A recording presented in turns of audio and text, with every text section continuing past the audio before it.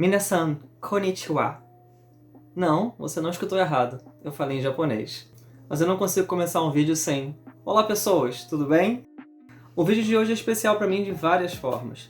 Primeiro porque fala da cultura japonesa, algo que marcou muito a minha juventude, porque eu era muito fissurado, na verdade ainda curto e consumo muito esse mercado que é de mangá, animes e etc. Mas o foco de hoje é um pouco diferente. Quando você escuta a palavra geisha, no ocidente é comum erroneamente associar a imagem dessas mulheres à prostituição. Eu não vou aqui entrar na questão das profissionais do sexo, porque isso é um outro assunto, e a ideia aqui é abordar uma outra visão, ou na verdade desmistificar a visão de que um grupo está ligado a outro, e então reconhecer o valor da arte dessas mulheres, que por essa associação errada, por muitas vezes tiveram o esforço de centenas de anos de cultura depreciados de uma maneira banal. O tema do vídeo de hoje é geishas, o legado das artesãs.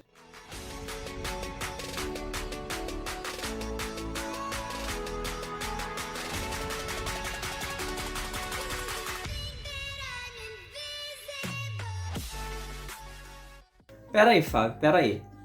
Artesãs? Como assim? Eu achei que você ia falar de geishas. Geishas não são as prostitutas lá do Japão? Errado.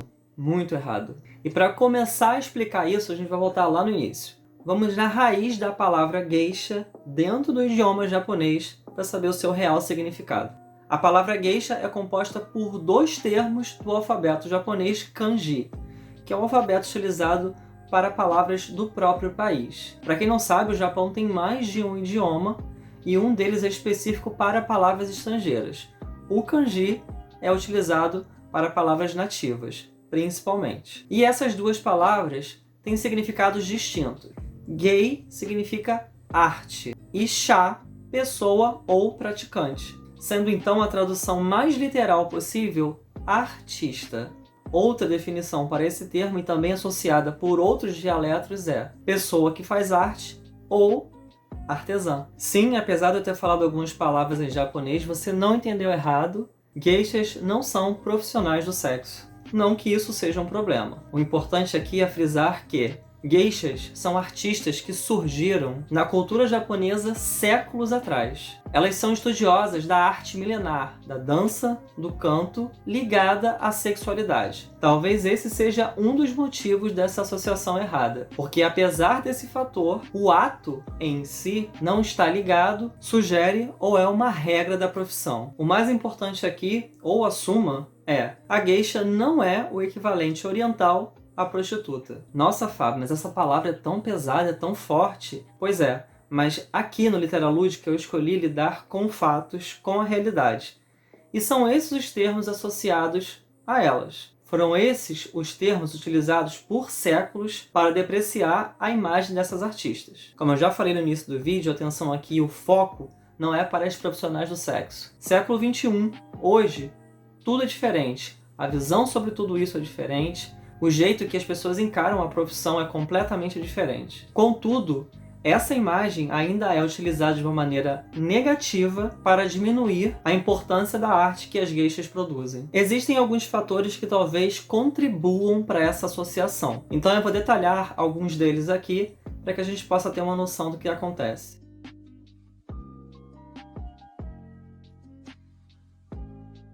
Segundo historiadores, era comum durante o período Heian, cerca de 1000 anos antes de Cristo, quando a China exercia grande influência cultural sobre o Japão, as mulheres utilizarem maquiagens similares às das geishas.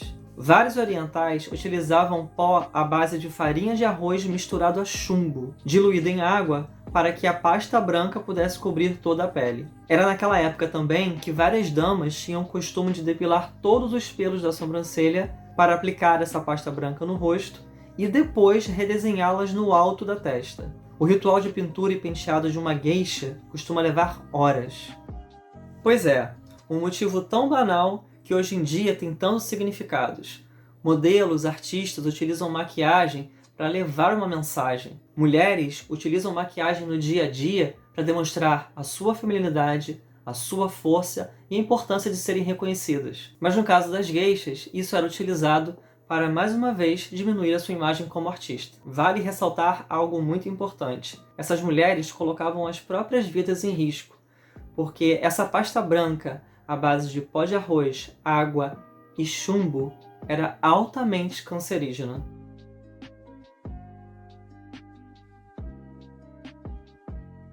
Os kimonos exuberantes de tecidos finos e de cores chamativas eram propositais.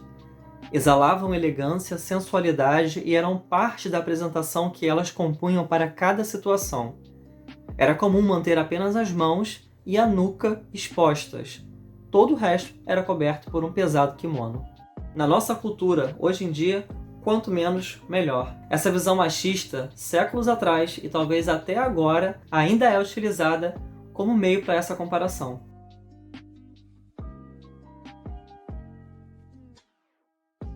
A sensualidade aplicada na dança das geishas é lendária, e talvez um dos maiores fatores que levam à associação de sua imagem às profissionais do sexo.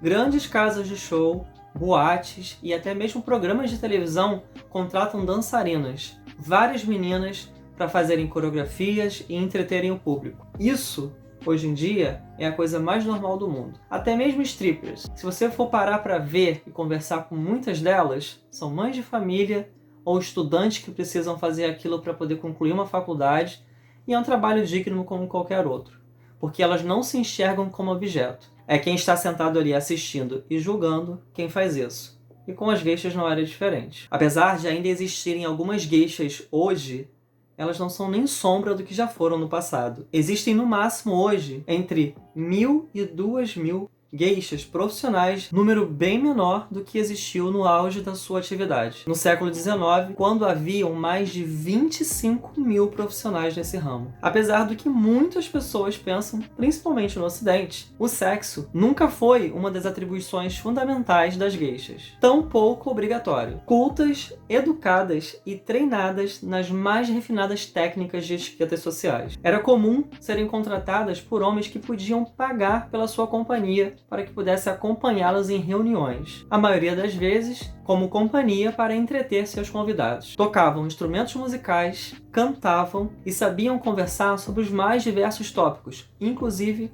política. E dentre os talentos mais adorados por seus admiradores estavam o recitar de poesias e a dança, que só elas sabiam fazer daquela maneira. Apesar de algumas delas se permitirem ser pagas para ter relação com alguns clientes, isso nunca foi ou é pertinente e obrigatório da sua profissão. Na antiguidade existia um ritual chamado mizuage, onde as jovens geishas perdiam a virgindade aos 20 anos com homens que pagavam para ter esse privilégio. Felizmente, essa prática foi abolida formalmente em 1959. Foi após a Segunda Guerra Mundial, quando as forças aliadas ocuparam o Japão, que a imagem das geishas foi fortalecida como prostitutas na cabeça dos ocidentais. O motivo, na real, foi as geisha girls, prostitutas profissionais do sexo, que se vestiam como as geishas originais para atrair os soldados americanos. Os estrangeiros, que não conheciam a cultura japonesa, obviamente não sabiam diferenciá-las das tradicionais artistas. Kiharu Nakamura,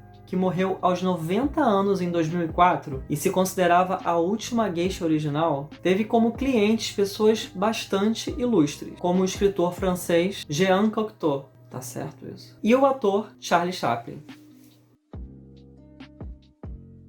Outras geishas, no decorrer das últimas décadas, também se destacaram com o nome de seus clientes, como a Mineko Iwasaki, por exemplo, que teve como cliente o Príncipe Charles e o Duque de Edimburgo. Filmes como Memórias de uma Geisha, de 2005, produzido por Steven Spielberg, traz uma visão mais lírica e talvez não tão real como a das geishas. Mas é uma ótima opção para você acompanhar um pouco da história dessas mulheres que persistem para manter o legado de suas ancestrais dentro dessa arte milenar. Eu só quero reforçar que o intuito aqui não é diminuir um grupo para exaltar o outro.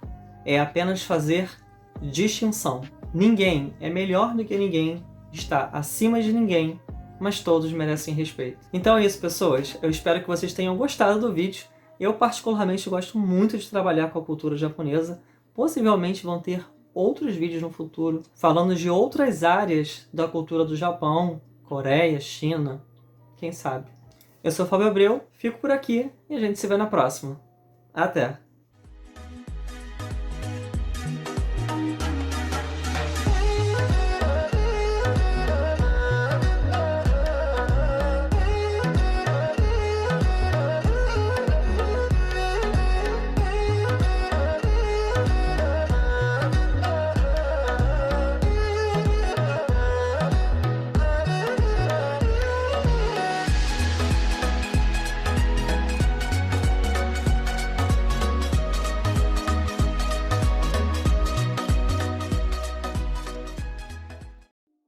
Oi, gente! Eu me chamo Amanda Arbex, eu sou escritora e maquiadora e hoje eu vim aqui no Literalúdica para poder indicar para vocês 2 livros que falam sobre geishas. O primeiro livro que eu tenho para indicar é o Minha Vida como Geisha.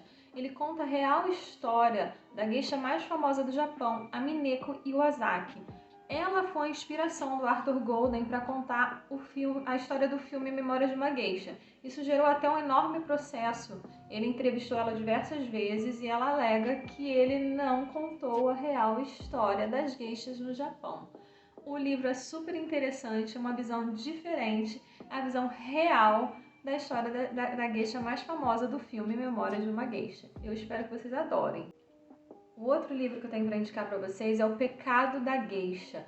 É da Susan Spahn, conta a história de uma geisha convertida ao cristianismo que é acusada de matar um samurai.